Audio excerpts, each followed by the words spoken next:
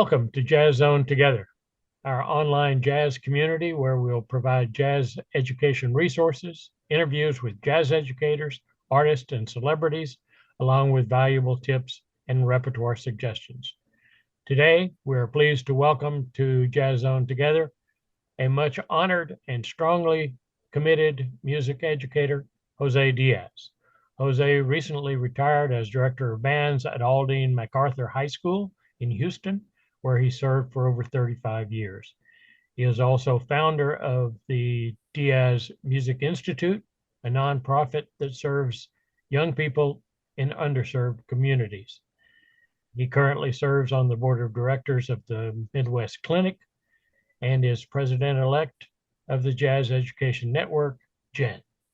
Now, without further ado, I'll bring in Dick Dunscomb to conduct the interview with Jose. Dick, it's all yours. Thank you, Bob. Oh boy, this is going to be fun. I want to tell all of our viewers that are out there, if you know a jazz band teacher that isn't watching this, tell them, because this is one of the most important ones we'll ever have. So it's a pleasure to welcome you, Jose. Well, thank you. Thank you, Dick. It's a pleasure. We've been colleagues and friends for many years, and I've watched everything that you've done and applauded all the way along.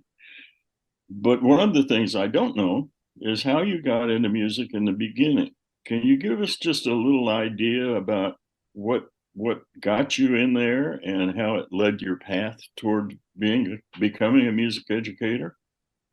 Yeah, well, growing up, I grew up in Chicago, and my family, my parents are from Humacao, Puerto Rico. So there was always a lot of music in the house. They love music. So we, as a young boy, I was listening to a lot of Puerto Rican music, Cuban music, Mexican music. I mean, it was just some genre of Hispanic music that was available. It was being played in my house because both my parents love music, and especially my mom.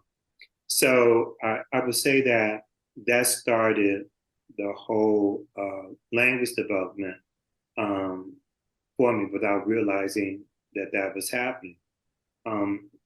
Music for me formally came when I started band at James and Thorpe Elementary School in Chicago. And elementary school in Chicago at that time, I don't know if it still is or not, because I've been away from Chicago for so long, was kindergarten through 8th grade. So in the 5th grade, I started beginning band. And my band director was Tyrone Hansen. And that's where I first began to formally learn to play an instrument and learn how to read and all of that. The thing that was cool about growing up in the South Side of Chicago was that there was just so much activity that was going on. And a lot of my friends that I hung around with, played, basketball, baseball, and all that, were also joining the band program. So it was, I guess, more of a social kind of thing that we did to start off with, because, all of us were in this together. And even though we were from different cultures, because a lot of my friends were African American, it was like one big happy family. So we just started learning music together. What ended up happening, since we were learning music, we wanted to find out as much about it as we could. And there was just so many incredible musicians that were in Chicago at that time that were just mind-blowing. And as a kid, I really didn't understand that it was going to be a huge value for me later on. But there were musicians that were actually living in a community that were actually a part of Earth, Wind & Fire. They were the horn section for Earth, Wind & Fire. And we would listen to them play, they would be practicing, and I would be hearing the trumpet player's technique because I started playing trumpet, and I would listen to that just big fat tone that they were playing with. And so all of us, we just like were just in awe of what's going on. We wanted to be like them, you know, because those were our role models. So we ended up starting, as we got better, we ended up starting our own little band. You know, I guess it was the real garage band before Apple took garage band.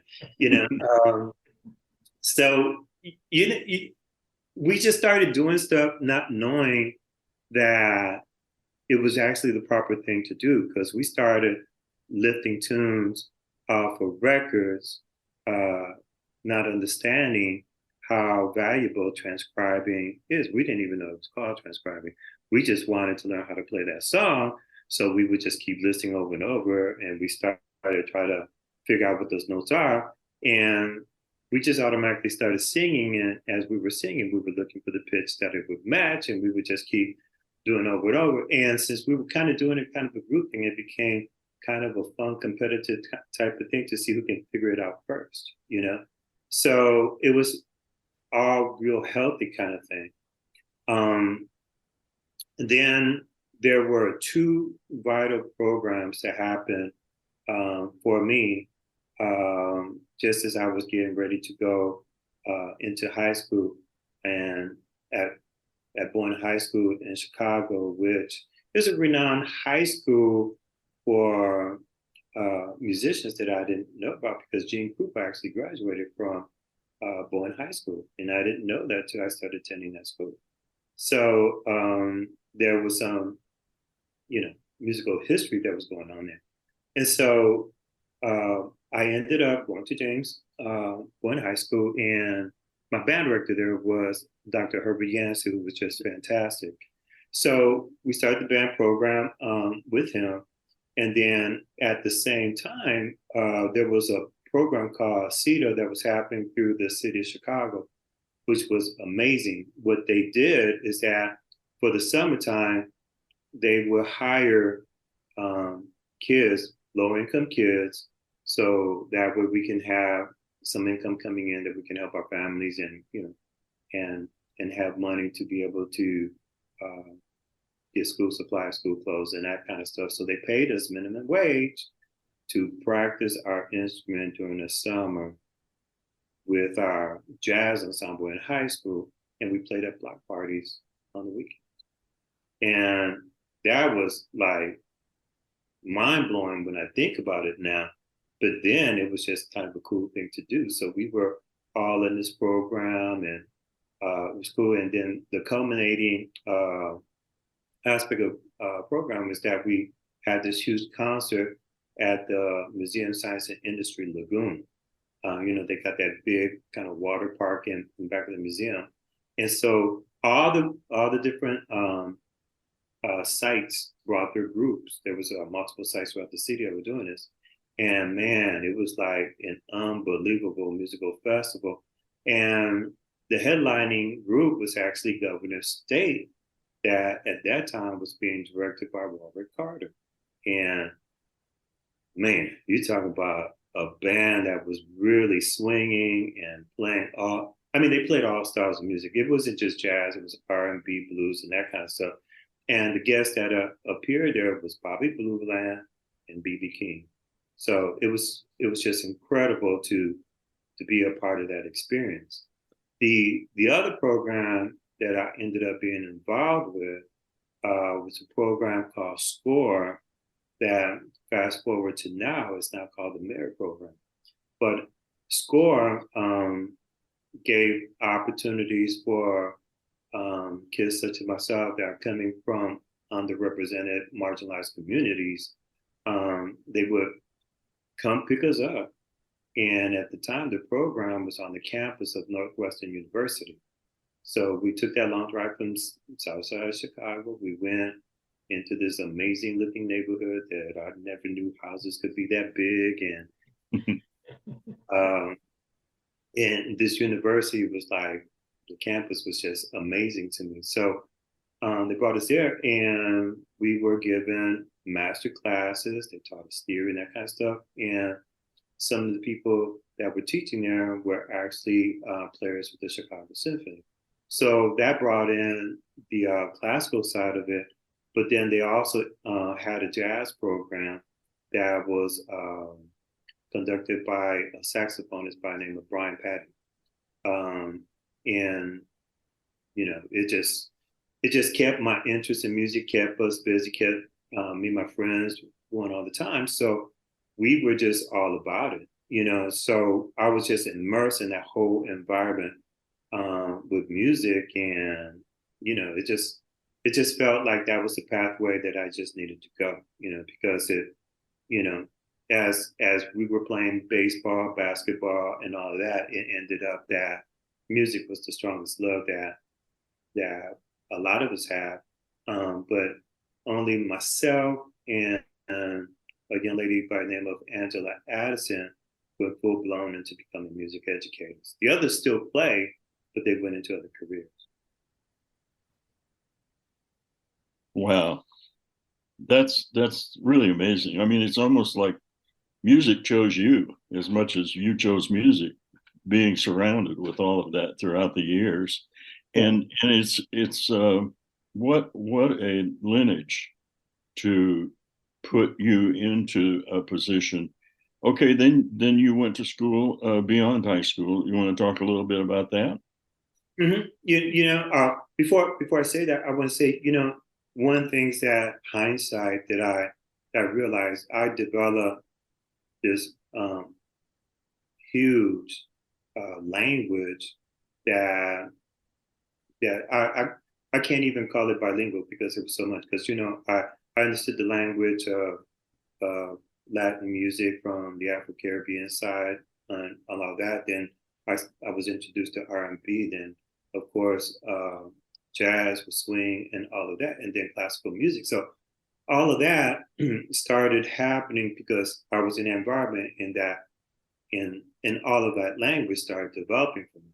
So I did end up going to school out of state. I went to the University of Arkansas. I decided to leave Chicago because as much fun as I was having with music, there was also too many things that were on the dark side as well. I started playing with a group, a salsa group. I was the youngest one in there, and because I played trumpet so well, they had me in the group, and it was a really fun experience. I enjoyed it, but then there was just too much of the dark side of stuff that started happening with drugs and all of that. And then some of my other friends that I used to hang with started getting into trouble, just doing nonsense, like getting into drugs or started stealing, armed robbery, and that kind of stuff. So I just felt that for me to just have the comfort of just concentrating on developing myself, I would have to leave the city. So to kind of alleviate that, I guess, peer pressure of being involved in anything that they did. So I ended up going, of all places, the University of Arkansas in Fayetteville, which was a culture shock for a boy from the South Side of Chicago. I tell you what, the first time that I went to a marching band rehearsal and sat down, we were this huge concert setting because it was like 200 people in that marching band. And they started playing the fight song, which was like amazing to me because I heard all these instruments. Because in the school that I was in, we had band programs, but we didn't have these large numbers of French horns and tubas. I mean, then the tone. It was just when I started to play, I immediately stopped because I just wanted to just listen because I was just surrounded by it. But then culture shock happened when they started calling the hogs. I was like, what is going on when 200 people just like, whoo, big suey. I was like, whoa, what happened here? What am I doing? But, it ended up being an incredible experience. I learned yet another aspect of music, another cultural aspect of music, because there I learned about military marching band and four style marching band because I grew up with show style. So here it was just another aspect of musical experience for me. And there was legendary teachers like Eldon Jansen was one of the legendary band directors that developed the whole military marching and all that, and then Charles Ragsdale, who's still at the University of Arkansas, is just an incredible arranger. So I learned a lot from him, and they were just very strong music educators. So I was really fortunate for that, and I'll be real honest with you, it was a huge learning experience because it was the first time that I was surrounded by so many Anglo students. I have not been immersed in a culture that was just full of Caucasian kids, and where because where I went to school it was very few. We were by Latinos and African Americans by far the largest number that was happening in the community. So for me, it was also huge that kind of switched up because then I started understanding the perspective of another culture, which I think that's what is really missing with so many people today is that they have not put themselves in a situation where you can just like understand how people live and think so you can build that cultural tolerance and have that mutual respect for each other. So for me that was one of the most valuable aspects of it, to be around that environment, and I ended up making some lifelong friends through that program. And once I actually was getting ready to graduate from the University of Arkansas, I received a phone call in my dorm room, and it was Robert Blanton, who's the director of bands at Texas Christian University. And, at the time, before I mentioned what the phone call was about, I was just trying to figure out what am I going to do next. Here I am. I'm 21, and I feel like I was too immature to still teach high school, because at 21, girls in high school were looking kind of hot, So I said, no, that's not the route for me to go. So I didn't know what I was going to do at that point, because I just felt that I didn't have the maturity just yet to be responsible, And so then I get this phone call from Robert Blanton, and he says, hey, I've heard a lot about you. I had talked to Elder Johnson because I was looking for a graduate assistant, and he highly recommended you. So sight unseen, just on Elder Johnson's recommendation, I was offered a graduate assistantship where I was getting a monthly stipend, all my tuition, and everything paid for, just on his work. So I ended up going to an Ivy League private school for free, and this, and it, to me, it was just really valuable because that whole experience, because the fact that, like I said, I have not been around a huge community of Caucasian. Then I put myself in that role to understand and learn that. Fast forward those 4 years, it put me in a situation where the director of bands there at the University of Arkansas, the Jansen, had enough respect and confidence in me to give that kind of recommendation that Robert Blanton just offered me on the phone. There's no interview, no nothing. He just said, hey, do you want this? And, I couldn't say yes fast enough. I didn't even know what town Texas Christian University was in. I said yes, So I ended up going to Cowtown after that. So, You graduated from Hogs to the other, huh? Right. Now I'm a horn frog. And so, that was another cultural experience because, now I left a situation where it was Ozark Mountain community type of thing to Fort Worth, and where TCU is. It was a lot of kids that came from very fortunate situations, you know. So this is my real first experience um, developing relationships and working with kids that came from privileged situations, you know. Um, and then what I found through that experience is that, you know, people are actually the same everywhere if you give it a chance to develop those relationships, you know. Again, here when I got there, my first day, I met a guy by the name of Wayne Owen, um, who um, was there on campus, and you know everyone wasn't there yet, and I haven't had a place to stay, and so he said, "Hey, I'm house sitting over at like 4 blocks from here. You could come stay there with me." And I was like, and which kind of threw me because it's like, wow, you don't even know me. I just got here and you made that offer.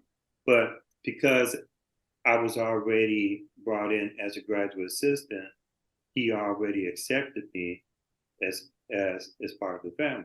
So, you know, I had a place to stay for the evening, so that stress was gone, and it ended up that I could stay there for the week, but it gave me time to find a place to stay. So I was really fortunate with that, and through that, you know, through that experience, I was able to join the jazz program with Kurt Wilson, and he's also another very talented jazz educator and great writer, arranger. So I I was able to learn more from him, and he was very encouraging about writing charts and that kind of stuff.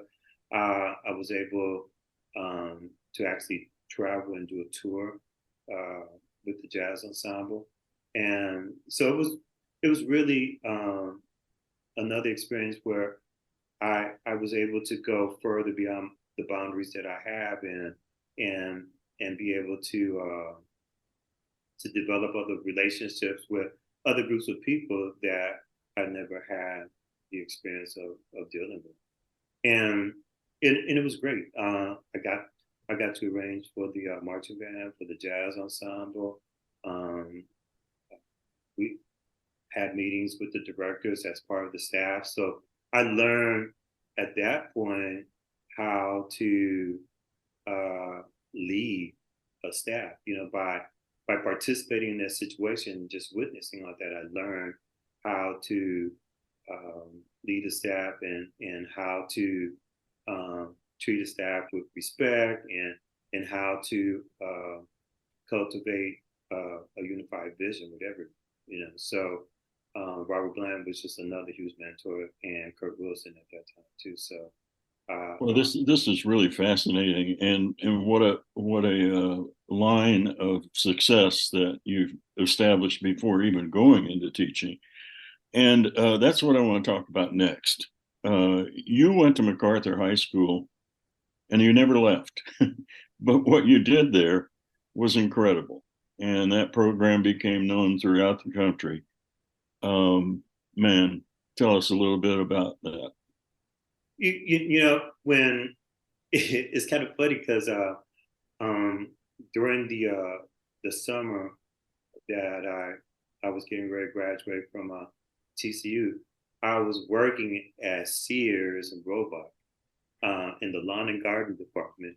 And I never cut grass in my life, you know, because I grew up in Chicago, and did you know, in Chicago, in certain parts of the city, especially the part that I grew up, it's all concrete. You know, there's no lawns and stuff like that. But you know, I paid attention to what one of the top salespeople were doing, and what the spiel was, and learned what the engine, and how to talk, and basically how to sell the product.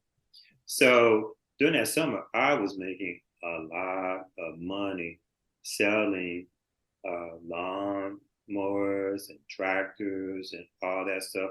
I was working on commission, so it was crazy because for that summer I was making at that time $17,000. So if you can imagine how much $17,000 was, you know, almost 40 years ago. You know, it's like, that was major money.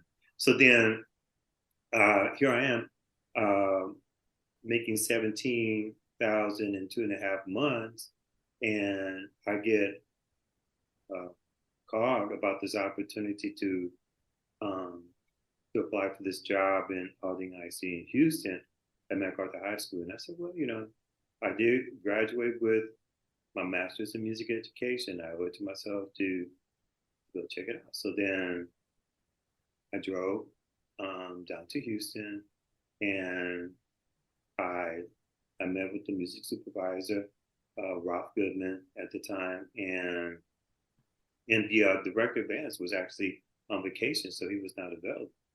And so he took me over to meet the principal of the high school, and then we went through the interview. He uh, he saw my resume and all that, and he said, "Why would you want to be a music educator? From what I'm seeing, you have all this professional level experience in terms of writing. You've been performing, all that." And I said, I just want an opportunity to work in a situation where I can help, maybe inspire kids and do for them what other people have done for me. Because and I always felt that that was my path, was just to kind of help develop kids in unfortunate situations, or who are economically not in a place where they can get the kind of support to be able to get lessons and all that kind of stuff. So uh, he was really impressed with me and all that. That um, on my way back to Houston, I mean, my way back to Fort Worth from Houston. Um, I guess he had already called and left a message on my answer machine, and he offered me the job without the head director even talking. I didn't even meet this guy, and so then, he offered me a job. He asked me to call him, so I called him. We talked about it, and they said, "Hey, and here in Aldine, we pay a really good salary." I said, "Wow," I was excited. So then he told me, for here you'll start off at 24,000, and I was like, "Oh, 24,000," and being from the hood, I understand numbers and math. I said, okay, 2.5 months I was selling lawnmowers and tractors, and I was already making 17,000, and for a 12-month period, I was only gonna make 24. I was like, but I really wanted to be a music educator, so my career in the lawn and garden business ended, and I became a band director. Oh, it's such a good story. Since you've been there, not only have developed an amazing program on all levels in each one of the areas of music education, but you've also started an institute, which is really giving back to the people of the area. Talk a little bit about that. Okay. Well, with the Institute, I'm going to be real honest with you. One of the reasons I started the Institute is because although things were going really well at MacArthur High School, I was able to develop a culture of kids that wanted to do it. Which, by the way, I'll back up and say this: when I started the program at MacArthur High School, the kids in band were considered geeks, and I was like nerds and stuff. I'm like, wait a minute, we are not going to be nerds and geeks and all this. We're going to have to change this whole concept of what people think musicians are at the school. So, what started the light at MacArthur High School, and it lit into a huge ball of fire, was when I was approached by the teacher that was holding the talent show, wanted me to judge, and I said, no, why don't you let me have the jazz ensemble be the house band, and we'll play during 4 acts or in between acts and all that. And she was startled that I even said that. She said, "Oh, that's never happened here. Can the band even play music like that the kids are like?" I was like, wow. I said, yeah, they're going to be fine. And so we became house band. So what I did, I made arrangement of every top 10 song that was hitting the radio. So when the kids play the first tune, the student body went bananas. They went crazy. They couldn't believe that they were hearing their peers playing, music that was currently popular, and they were dancing. I mean, the the kids couldn't be more excited about what they heard. And so after that performance, their peers were coming at them and saying, "Man, that was fantastic. That was so cool." So that changed them from being the nerd kids to being the cool kids because they were playing all this hip stuff that the student body didn't anticipate.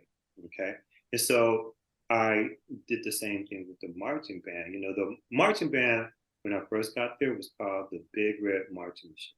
Okay, it can't be more corny than it. So what was even worse is that they just passed this no pass no play rule, and a lot of my kids in the program were struggling academically. So when grades came out, I would have a band of, at that time it was like 160 kids, but then grades would come out, no pass no play. We were down to 80, so then we go out halftime. And here we are, the Big Red Marching Machine, and there's only 80 kids out there. It's like, no, this, to me, that just felt so demoralizing. So, without permission, I changed the name of the marching and decided to call it the Jamming Generals. And I timed it at a time that we were getting new uniforms because I designed the uniforms to look a little bit more like military-like, so they're kind of hip. And so when we went to the game, and I told the announcer, "We're changing name." He said, "What?" And so I told him, and then when we came out there and introduced, and now the MacArthur High School Jamming Generals, and then it was just silence. I was like, "What? What did we just hear?" And then the band started playing, and we started playing all the hippie stuff that you can think about at that time. And so the crowd went nuts. And then the stands, it was the same thing. So it became a party in the stands. So the football team that year ended up being really inspired by everything that was going on.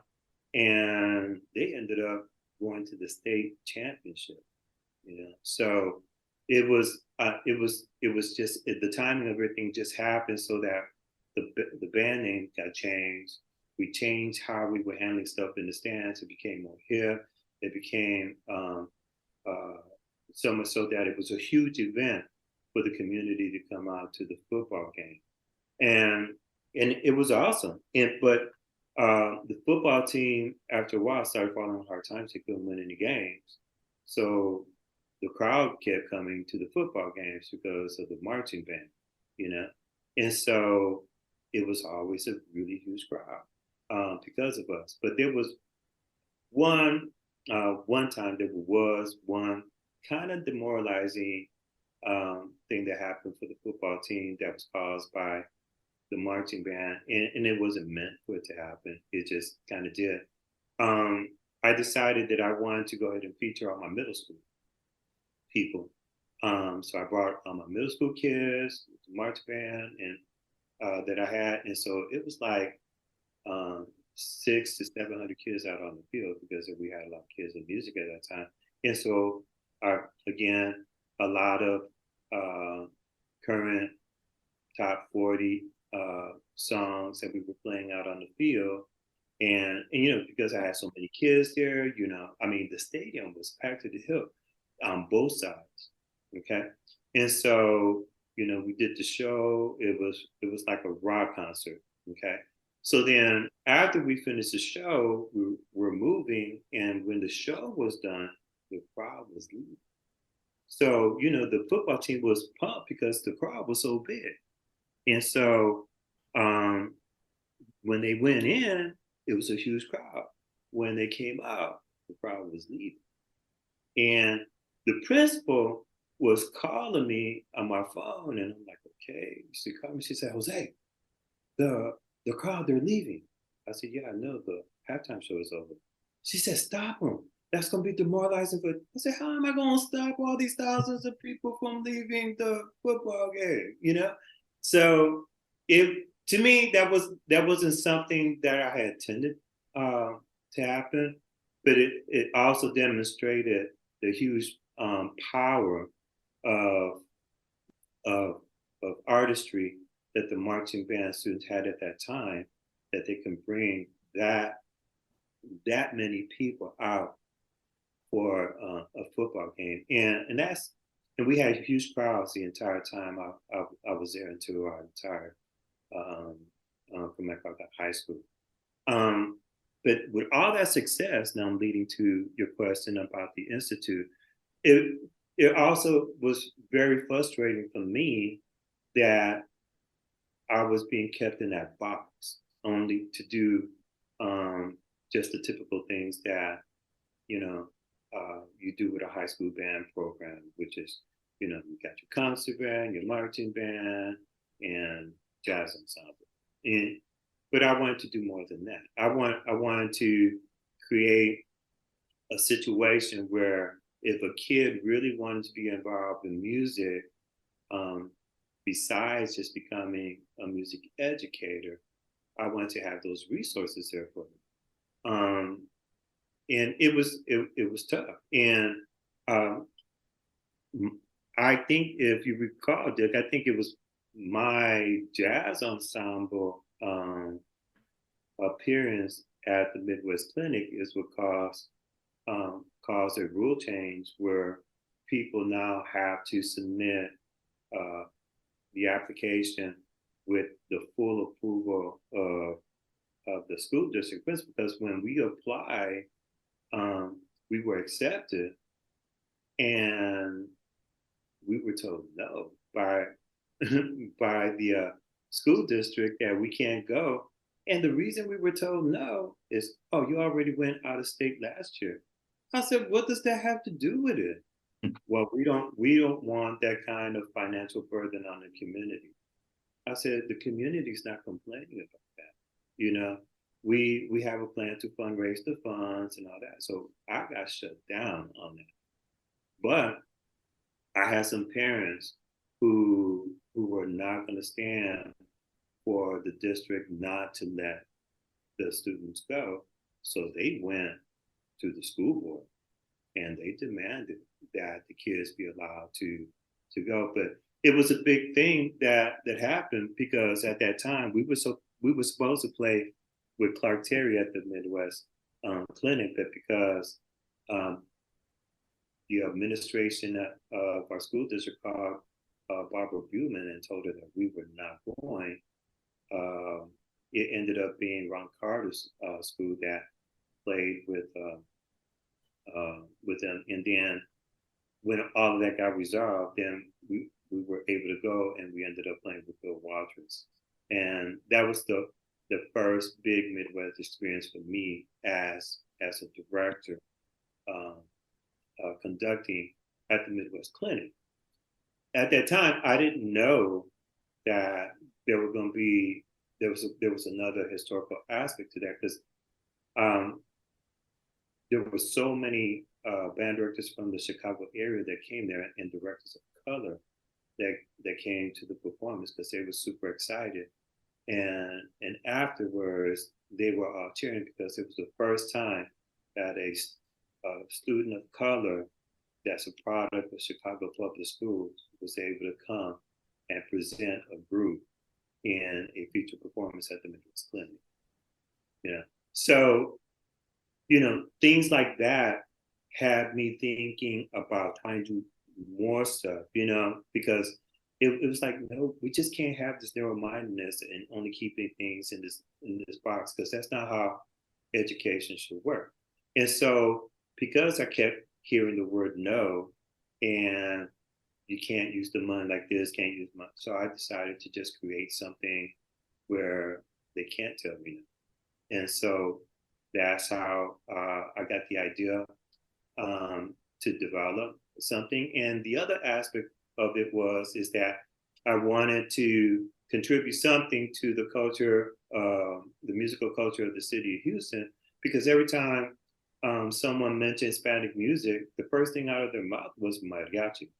And mariachi music is beautiful music, but that's only the music of one particular culture, which is a Mexican culture, you know. And the Latino community is more than just Mexicans. We're talking about, you know, Cuban, Puerto Rican, Venezuelan, Dominican Republic. We're talking about, you know, huge numbers of people that are represented by a variety of Hispanic music. So I also wanted to deal with that aspect of it. So hearing the word no and not being allowed to use funds the way I need to help kids have more resources, and then also developing a situation where we will have a Latin jazz program where we can deal with all those music and give kids exposure to that, because even some of the students who were of Mexican heritage, mariachi music wasn't speaking to them. It wasn't what they felt in their heart. And so when I started the Latin jazz program with the Institute, that created another opportunity for these kids to expand their information and resources. And again, I was very fortunate. I'm just one of those people that when I want to do something, I'm just not going to let things stop me. So I figured out all the paperwork and how to create a 501c3. I learned how to put together a board, and then I started writing grants. And so I was able to actually start the Institute because I was fortunate enough to get 2 individual artist grants from, at that point, it was called CAT. It was the Cultural Arts Council of Harris County. Now it's called the Houston Arts Alliance. But at that time, I was able to use that money to help develop the Institute and to have the first Latin Jazz workshop in the city of Houston on the campus of MacArthur High School. That ended up being something that would become huge, bigger than I envisioned. You know, I always felt that it would speak to a lot of people because we were talking about music that can cross the cultural lines of all the Hispanic community, but also it would transcend that and go into other cultures, because there's so many things about it that would be understood by so many people from a world concept that I knew it would be huge in that way, but I didn't know how huge an impact it would have on the student selves, and how huge it was that I was doing this, because I found out very quickly it was a very rare situation that there is a program specifically geared to developing Latin jazz and for teaching that concept with young people.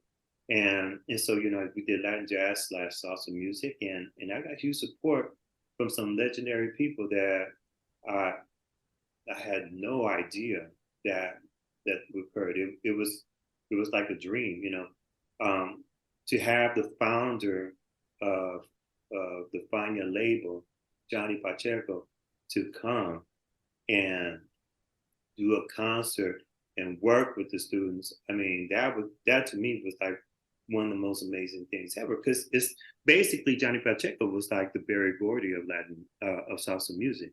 So, you know, can you imagine at that time you trying to put together an R&B band and Berry Gordy comes in to talk to them and inspire them. So that was that kind of thing, you know.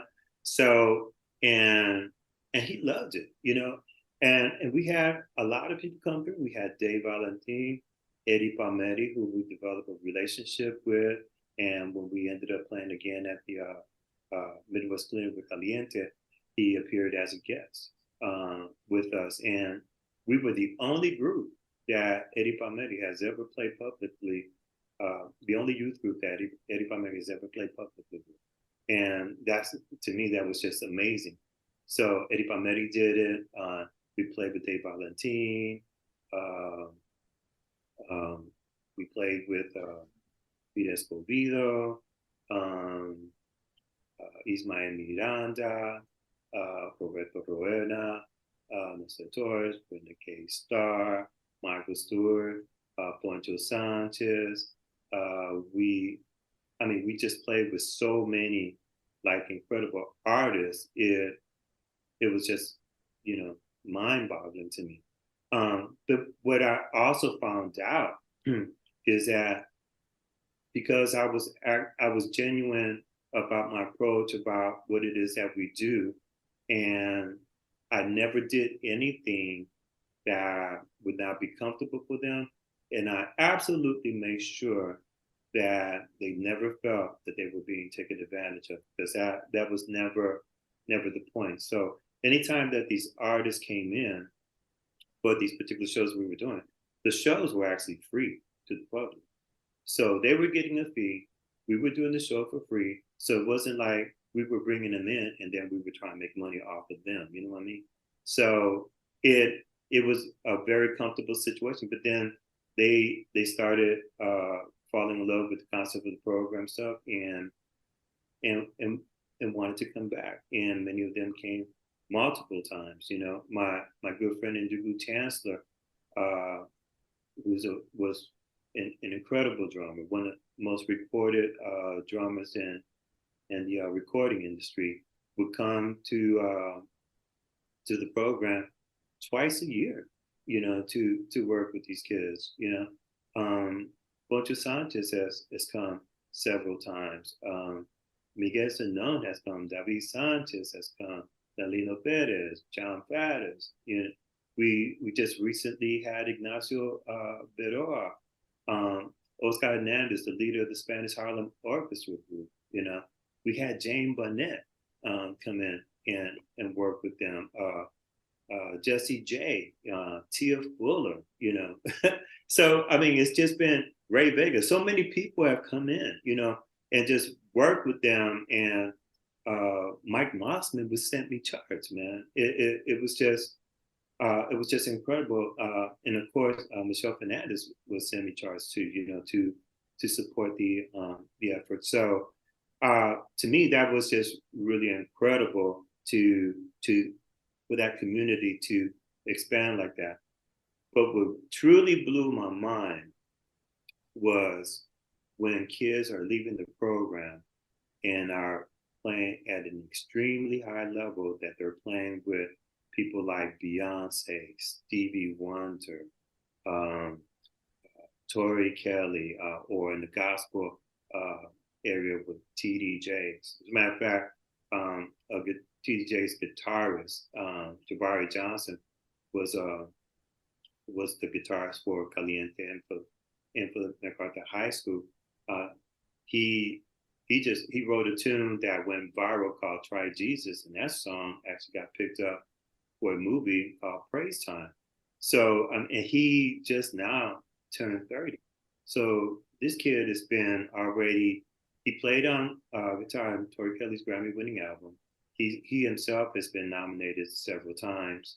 He was the Stellar Award winner for the Best New Gospel Artist, and now he's got songs being placed in the movie.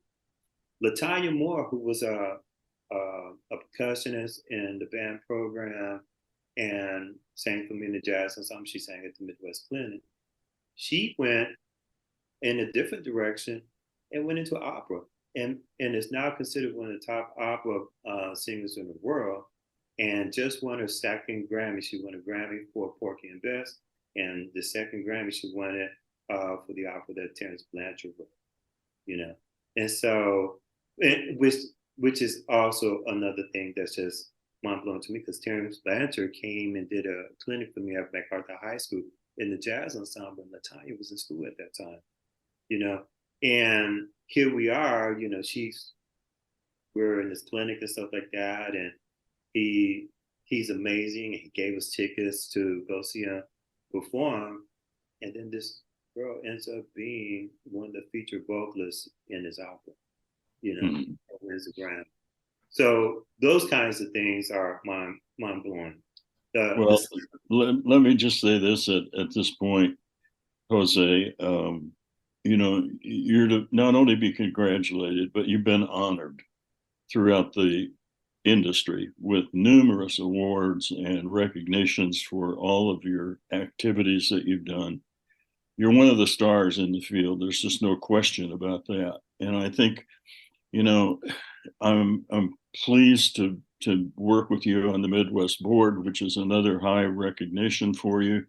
And also now, let me say, as one of the founding members of JAN, I know that you're going to be the incoming president next year of that organization. So in closing, can you just give us some of your thoughts on JAN and why people should participate in that organization? Well, people need to participate with Jazz Education Network for a variety of things. First of all, it's the biggest bargain in music education when it comes to jazz. I mean, there's going to be 3 days that you can bring your students, your music educators and self jazz educators will come, and you will learn from the best in the industry. You will hear amazing performances from professionals and student groups, and the most important part of it is that you get to network. You get to talk with everyone and find out firsthand what are some things that you can do to help develop your program further, or if you're interested in bringing a particular artist to come work with your kids, you know, that's a really good situation to do. And the other thing is that if we want America's music to really be strong in the future, we have to cultivate that with our young people. If we don't do that, we're not going to have this music happening very long in our country. It's going to be existing in other places, which is crazy. This is America's art form. It's the indigenous music for America, and it should be celebrated at the highest level, and it should be mandatory that every single school has to have some type of program, whether you're in a band program or not. There's got to be an appreciation and an understanding of America's music, because that's a part of our culture. And if you want kids to be thriving in our democracy, then they need to be involved in this jazz experience, because everything that relates with jazz is all about, you know, developing democracy, working with people, share collaborations, being able to have conversations musically, being able to develop that distinctive understanding of what's going to happen next. And it also deals with developing a high level of sensitivity and gives you a heart and soul that maybe if we had this going on everywhere in our country, we wouldn't have as much violence as we do right now. Because I'm a strong believer that music gives you conscience and makes you think twice about doing things that are not good to do. And I'm a firm believer that jazz is what ties all of us together. You know, when I think about jazz and I think about development of it, it's really special to me because, you know, Latin jazz, it's been developed at the same time as straight ahead jazz, as we know, is swing. All of that was developed at the same time, you know. And Jelly Roll Morton said it best. There's a Spanish tinge, and so by just saying that, it's telling you that it's all become global anyway. He said it way back then, you know. in Afro-Cuban music, you have the clave, so the second line. You know, you what makes swing swing is the Spanish tinge that's in it, and it's really all coming from that abacoa. It was kind of funny when I presented a clinic at Midwest and asked everyone where would this swing come from, and there were some very prominent jazz educators there. Nobody would answer that question, and I was like, wow. And so, and I figured they didn't answer the question because they really didn't know. And so, just understanding that swing and Latin jazz came from the Abacoa tradition in West Africa. It's if you understand how all that developed, then your approach and your groove to playing the music becomes different, and also your approach and your groove to talking and dealing with people will also be different. So I'm a firm believer in jazz education. I'm a staunch believer for Jazz Education Network. I was a founding member as well. I served on the board. When I came off the board, I was still attending all the conferences. I was fortunate enough to be voted back on the board, and I'm honored to be serving now as president-elect, and look forward to the opportunity to serve everyone as president. But the culture it's got to happen. Jazz has to be introduced and talked about, even if it's just a week in every school in this country. It should happen. It should be mandated because it's there's nothing wrong with classical music and some of the other music that's been played here, but we're not European, and the other thing that we have to understand, when I was growing up, going to school, I was always kept hearing this concept of the melting pot, how we all come and we have this melting pot. And in reality, that melting pot is really not what we want as a people. What we want as a people is more of a stew. We want every culture to be thrown into the stew with all our gorgeous flavors and become unified as one by our understanding and relationships that we develop. When we get to that point, then we will have a country that will have resolved a lot of the issues with the misunderstanding that's going on.